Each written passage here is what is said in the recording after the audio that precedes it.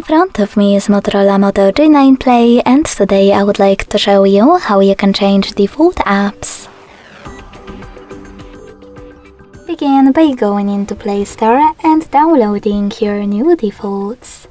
In my case, Opera Mini Browser. When all of your apps are ready, go into Devices Settings.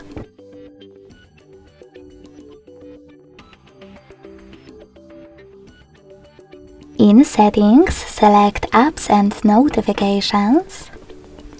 Hit Advanced and tap on Default Apps. Now just select one of those sections that you wish to manage, like Browser app, and tap on your new downloaded one.